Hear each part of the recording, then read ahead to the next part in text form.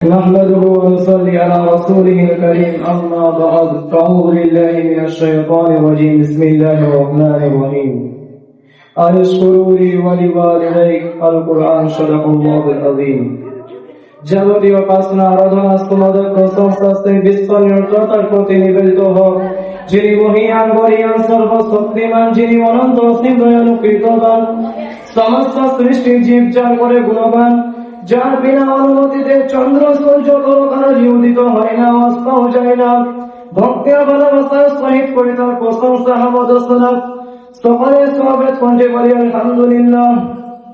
অনন্তর অসংখ্য দরদাম প্রেরণ করি সেই মহান মানবের প্রতি, যিনি আগমন করেছিলেন বিশ্ববাসীর করুণা হয়ে ভ্রান্ত পথিকের পথে নিঃস্বরূপে, যার উপাধি আল আমিন সাদিক আমল তথা সত্যবাদী যাকে সৃজন না করিলে আকাশ পাতাল পাহাড় পর্বত বৃক্ষ তৌলত এমনকি মানব দানব তিনি সৃষ্টি করা হতো না। একটি ছোট্ট রাসূল সাল্লাল্লাহু আলাইহি ওয়াসাল্লাম এতবার আমাদের এই মহিয়ত অনুষ্ঠানে সুনামধন্য মহামান্য সম্মানীয় সভাপতি সাহেব এবং মঞ্চে উপবিষ্ট শ্রদ্ধেয় শিক্ষক মন্ডলী, দূরান্ত থেকে আগত অতিথি বৃন্দগণ এবং আমার সম্মুখে বসে থাকা শ্রোতা বিন্দুকে আমার অনন্তরে সালাম শুভেচ্ছা অভিনন্দন জানিয়ে আজকের অনুষ্ঠানে আলোচ্য বিষয় পিতা মাতার ভক্ততা অধিকার সম্পর্কে কোরআন ও হাদিস থেকে আলোকপাত করতে চাই। পিতা মাতার ভক্ততা অধিকার সংক্রান্ত আলোকপাত করতে গিয়ে প্রারম্ভে মহানবী সাল্লাল্লাহু আলাইহি ওয়াসাল্লামের বন্ধবানের কথা স্মরণ করে যায়। যেমনি মাজা করিবে হযরত উমর রাদিয়াল্লাহু তাআলা আনহু পুত্র বর্ণনা করেন যে ইন্না রাজুলান ইয়া রাসূলুল্লাহি মা হাক্কুল ওয়ালিদাইনি আলা ওয়ালাদিহিমা। যে ব্যক্তি হুজুর পাক সাল্লাল্লাহু আলাইহি ওয়াসাল্লামের কাছে এসে জিজ্ঞেস করল, ইয়া রাসূলুল্লাহ সাল্লাল্লাহু আলাইহি ওয়াসাল্লাম, সন্তানের প্রতি পিতা মাতার হকদার অধিকার কি? قال رسول الله هما جنتك ونارك। পুত্র রাসূলুল্লাহ সাল্লাল্লাহু আলাইহি ওয়াসাল্লাম বললেন, উহা তোমার জন্য জান্নাত ও তোমার জাহান্নাম। বর্তমানে অনুগত সেবা জানলে বেহেশত নামক স্থান পাওয়া যায় এবং তাদের সাথে অশ্লীলতা ও অসন্তুষ্টি ব্যবহার জাহান্নামের মধ্যে পৌঁছে দেয়। সম্মানিত বন্ধুগণ, শ্রোতাই নয়, পিতা মাতা ভক্ততা অধিকার সম্পর্কে বলা হয়েছে যতক্ষণ পর্যন্ত জিহাদে ফরজ আইন না হয়, ফরজ কিফায়ের স্তরে থাকে, তখন পিতা মাতার অনুমতি ব্যতীত সন্তানের জন্য জিহাদে যোগদান করা বৈধ নয়। দৃষ্টান্তস্বরূপ বুখারী শরীফে আব্দুল্লাহ ইবনে ওমর রাদিয়াল্লাহু তাআলা আনহু পুত্র বর্ণনা করেন, جاء رجلا يا رسول الله صلى الله عليه وسلم إني أريد الجهاد। যে একজন ব্যক্তি হুজুর পাক সাল্লাল্লাহু আলাইহি ওয়াসাল্লামের নিকটে এসে জিহাদের অনুমতি নেওয়ার জন্য উপস্থিত হয়। قال رسول الله صلى الله عليه وسلم حي النبويين। হুজুর সাল্লাল্লাহু আলাইহি ওয়াসাল্লাম তাকে জিজ্ঞেস করলেন, তোমার পিতা মাতা জীবিত আছে কি? قال نعم। সে ব্যক্তি বলল, জি হ্যাঁ, জীবিত আছে। قال رسول الله صلى الله عليه وسلم ففيهما فجاهدوا।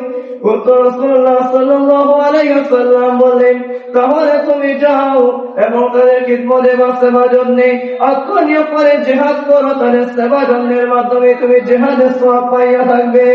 সুবহানাল্লাহ। বিশ্বনবী সরকারে দো আলম সাল্লাল্লাহু আলাইহি ওয়াসাল্লাম পিতা মাতার মর্যাদা কতই না উচ্চ স্থানে দিয়েছেন। পক্ষান্তরে দুনিয়ার বুকে আল্লাহ তাআলা স্নেহ মমতার মর্যাদা নিদর্শন পিতা মাতারই, সমাজ জীবনে সন্তানের অবসরপেক্ষা অনুগ্রহ পিতা মাতারই, সুতরাং তাদের অধিকার সন্তানের অবসরপেক্ষা বেশি। এই জন্য মহান আল্লাহ তাআলা পবিত্র কুরআনে স্বীকৃত করা শুকরিয়া আদায় করার নির্দেশের সঙ্গে সঙ্গে পিতা মাতার ভক্ততা অধিকার আদায় করার কথা সুস্পষ্ট বা কঠোরভাবে নির্দেশ দিয়েছেন। সূরা লোকমানের 14 নম্বর আয়াতের মধ্যে বলা হয়েছে, আনিশকুরু লি ওয়া লিওয়ালিদাইয়া। অর্থাৎ অনুগত শুকরিয়া আদায় করো এবং তোমার পিতা মাতার শুকরিয়া আদায় করো। উল্লেখিত আয়াত দ্বারা প্রমাণিত হয়েছে আল্লাহ তাআলার ইবাদত করার পর পিতা মাতার ভক্ততা অধিকার সর্বাধিক গুরুত্বপূর্ণ। সুতরাং আল্লাহ তাআলার প্রতি কৃতজ্ঞ হওয়া নেই, পিতা মাতার প্রতি কৃতজ্ঞ হওয়া পরিহার্য কর্তব্য দায়িত্ব।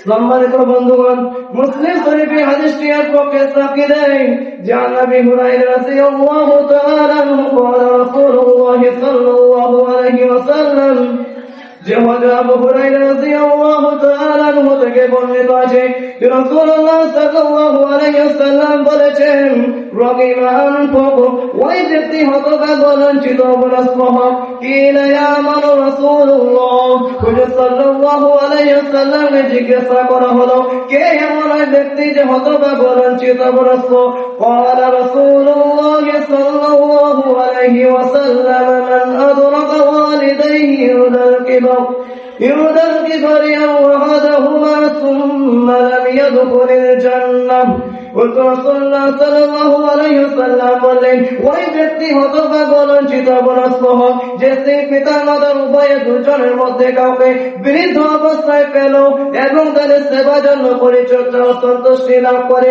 বেহেশতের মধ্যে প্রবেশ করিতে পারিল না। বড় ভাগ্যের পরিহাস। বর্তমান যুগে পিতা মাতাকে যেন তার শাসির নেই ব্যবহার করা হচ্ছে। অনেক বর্বণ্য জঘন্য নামধারী শিক্ষিত ব্যক্তি পিতাকে পিতা বলে পরিচয় দিতে স্তোত্রবোধ করে। উদাহরণস্বরূপ এই শিক্ষিত ব্যক্তি বিদেশে চাকরি করে কারণবশত বৃদ্ধ পিতা পুত্রের সঙ্গে সাক্ষাৎ করতে যায়। অন্যান্য চাকরিজীবীরা জিজ্ঞেস করলেন হুই ঝি অর্থাৎ লোকটিকে, তখন পুত্র উত্তর দিচ্ছে ই যেন সার্ভেন্ট অর্থাৎ লোকটি হচ্ছে আমার বাড়ির একজন চাকর। বড় দুঃখ পরিত্যাগের বিষয়, সৃষ্টির সেরা মানব পিতা মাতার মতো অন্যত সম্পদকে আজও চিনল না। সম্মানিত বন্ধুগণ, পক্ষান্তরে প্রত্যেকটি মানব যদি মৃতগর্ভে হতে আরম্ভ করে প্রাপ্তবয়স্ক হওয়া পর্যন্ত সন্তানের প্রতি পিতা মাতার যে আদর যত্ন স্নেহ মায়া মমতা ও ভালোবাসা এবং তার জন্য দুঃখ কষ্ট এবং ইতিহাস যদি মানুষের চোখে অবলম্বন করে তাহলে পিতা মাতার প্রতি কৃতজ্ঞ হতে পারত। সুতরাং পিতা মাতার প্রতি যে অসদুর্গ ব্যবহার করে তার মতো মানুষ নিষ্ঠুর নির্মম আর কেউ হতে পারে। পিতার মাতার দুঃখে কষ্টে উদাসীনতার মতো মনোভাব চরম অবরোধ। এই জন্য মহান আল্লাহ তাআলা পবিত্র কুরআনে সূরা বনী ইসরাঈলের 23-24 নম্বর আয়াতের মধ্যে সন্তানের প্রতি কতিপয় কিছু নেতিবাচক ভঙ্গিতে কঠোরভাবে নির্দেশ দিয়েছেন যে আল্লাহ তা'বুদু ইল্লা ইয়্যাহু ওয়া বিল ওয়ালিদাইনি ইহসানা, জাল্লা ছাড়া অন্য কারো ইবাদত উপাসনা করো না এবং তোমার পিতা মাতার সহিত সত্য এবং নম্র ব্যবহার করবে। দ্বিতীয় নম্বর নির্দেশ দিয়েছেন ফালা তাকুল লাহুমা, তাদেরকে শব্দ বলবে না অর্থাৎ পিতা মাতার সাথে এমন বাক্য প্রয়োগ করো না যা দ্বারা বিরক্তি প্রকাশ পায়। তৃতীয় নম্বর নির্দেশ দিয়েছেন লা তানহারু, তাদেরকে ধমক দেবে না অর্থাৎ তাদেরকে নিপীড়ন নির্যাতন উৎপীড়ন অধিকার দেবে না। চতুর্থ নম্বর নির্দেশ দিয়েছেন উল্লাহুমা কওলান কারীমা, তাদের সাথে সম্প্রতি ভালোবাসার সহিত নম্র সহিত কথা বলিবে। পঞ্চম নম্বর নির্দেশ এটা হলো যে তাদের জন্য স্রষ্টার নিকট প্রাণপণ দোয়া প্রার্থনা করো যে কুল রাব্বিরহামহুমা কামা রাব্বায়ানি সগীরা, যে তুমি বলো হে করুণাময় তোমার করুণা তাদের প্রতি বর্ষণ করো যেমন তারা শৈশবকালে কষ্ট সাধন করে স্নেহ মায়া মমতা। আসসালামু আলাইকুম ওয়া রাহমাতুল্লাহি ওয়া বারাকাতুহু।